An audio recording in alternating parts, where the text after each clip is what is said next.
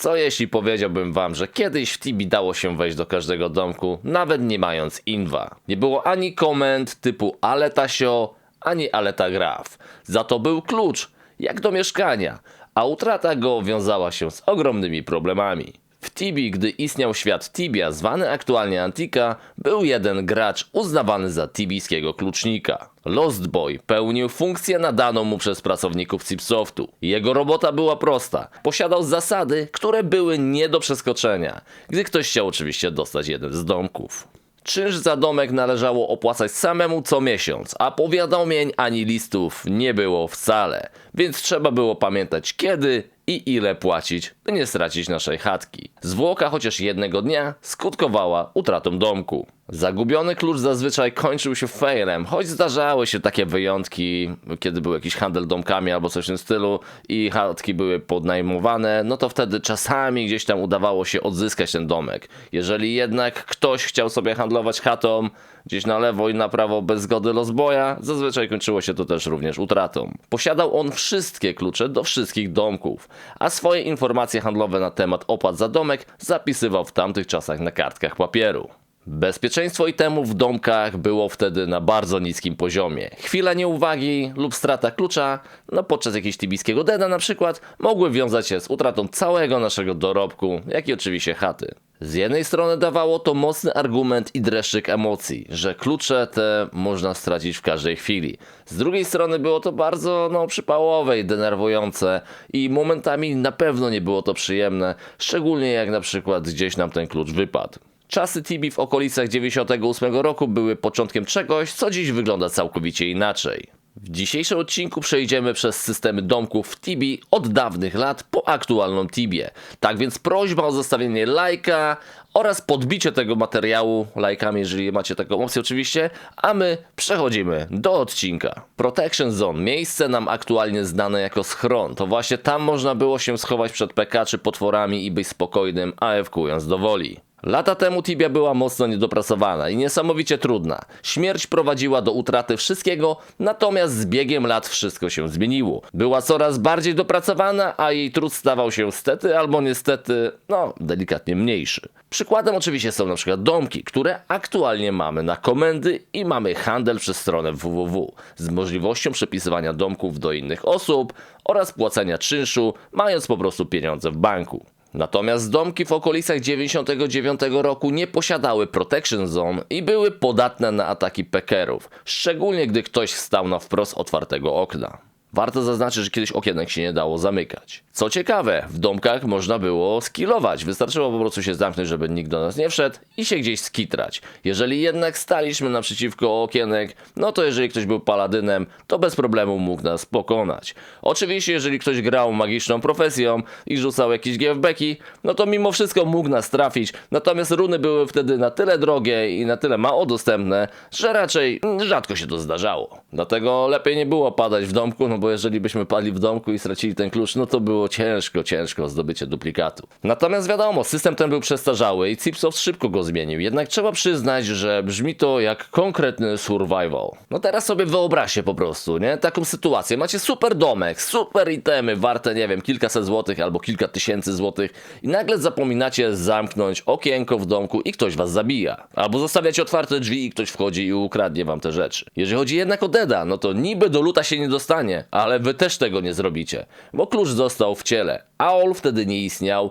Były to czasy jeszcze grubo przed Amuletem of Life, czyli poprzednikiem AOL-a. Tak więc stworzyło to barierę nie do przejścia. Rozwiązanie tej sytuacji często graniczyło z cudem. Stary system domków nie gwarantował bezpieczeństwa, wręcz dla wielu był on po prostu pułapką. Alana Sio i Aleta Graf nie istniały. Klucze, jak wiele innych przedmiotów w tamtych czasach, dało się kopiować. Stąd też niewiele osób szło na to, by pożyczać swój klucz innym ludziom. Klonowanie przedmiotów w czasach wersji starej Tibi było częstym zjawiskiem. Szczególnie do czasów Tibi 7X, gdzie są setki, jak nie tysiące dowodów i osób, które praktykowały to na mniejszą czy większą skalę. Gracze jak to gracze, co nie? Zawsze szukali sposobu, by jakoś uniknąć straty klucza i wpadli na pomysł, żeby klucz chować na nubharach i po prostu przelogowywać sobie postacie, żeby otwierać i zamykać drzwi. Był to w miarę spoko sposób, w miarę dobry i bezpieczny, pod warunkiem, że nie trafili załatwiło się na jakiegoś pekera niedaleko nas, który wyczaił ten patent i nie zaatakował naszego Nubhara. Z biegiem lat, gdy dodano do domków rozbudowany system z możliwością inwów i PZ w środku, Tibia stawała się coraz bardziej popularna. Był to spory game changer między 98 a 99 rokiem.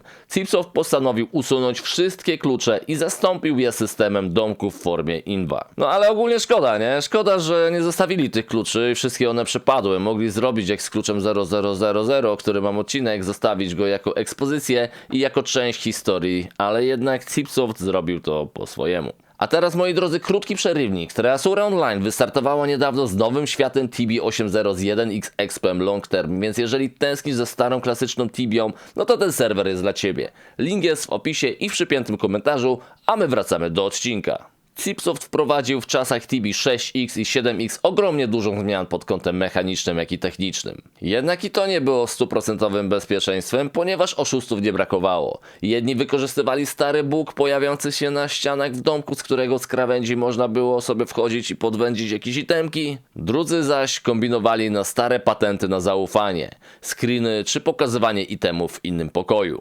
Sposoby te działały na wielu płaszczyznach, przez co duża część graczy traciła swoje przedmioty, no właśnie poprzez nadmierne, przesadzone zaufanie do innych graczy, czy po prostu do systemów Tibii. Sposób na zaufanie był najczęstszym i najprostszym sposobem na zdobycie itemów drugiego gracza. Polegał na zdobyciu jego zaufania poprzez pomoc przy kilku huntach, czy po prostu dając jego protektora, broniąc go przed oponentami. Następnie dawał mu inwa do domku, z którego mógł korzystać.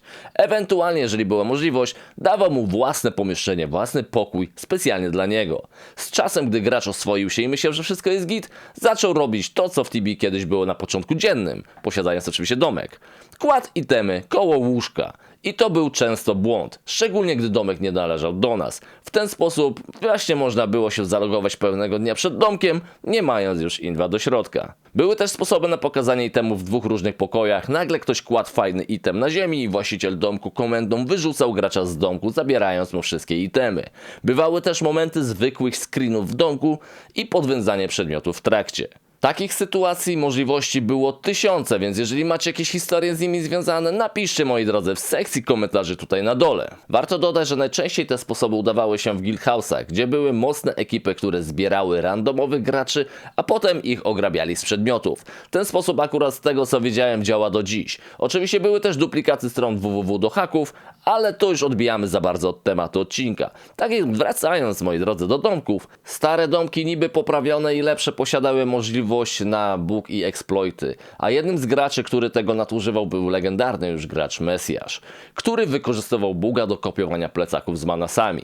Kilka sekund przed SS-em rzucał na zbugowaną kratkę w domku plecaki z manasami i szybko je zbierał z powrotem. Po save serwerze miał manasy i w plecaku, i na ziemi. Przez to mógł duplikować bardzo dużą ilość manasów i robić jeden z najlepszych magic leveli w Tibii w tamtych czasach. Sposób ten był ciężki do wykrycia, jednak z biegiem czasu Chipsoft to wyczaił, no i jak wyczaił wiele innych patentów, na których ludzie wzbogacili się albo przynajmniej próbowali. Aktualnie Tibia jest bardzo mocno rozwinięta, nie przypomina do końca tamtej starej Tibii, natomiast jest ona dalej Tibią, czy tego ktoś chce, czy nie. Domki aktualnie są o wiele bardziej dopracowane, coś co kiedyś nie było oczywiste, dziś jest logiczne i normalne. Dodatkowo możemy mieć własnego NPC w domku, z którym możemy handlować i kupować od niego jakieś itemy, czy manasy, czy jakieś inne suple. Możemy mieć własny dummy do trenowania na nim, mieć statuetkę do daily tasków, daily rewardów, czy nawet skrzynkę do wysyłania parceli. Choć akurat parceli chyba już się tak dużo nie wysyła. Dajcie znać w komentarzach, jeżeli jednak się mylę.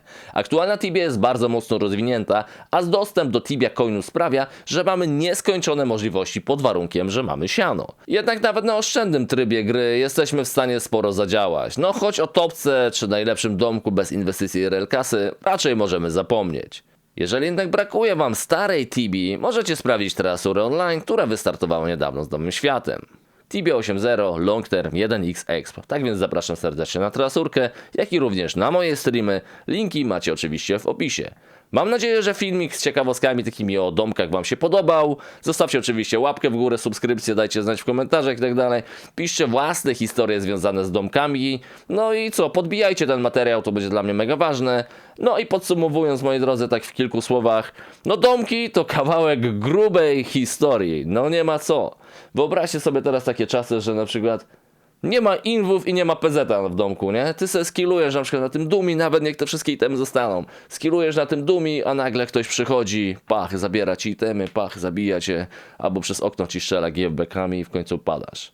No było trudniej, było no mocno niedopracowane, no ale wiadomo, wszystko z biegiem czasu poprawiało się na lepsze. Dzięki wielkie, do zobaczyska, hej!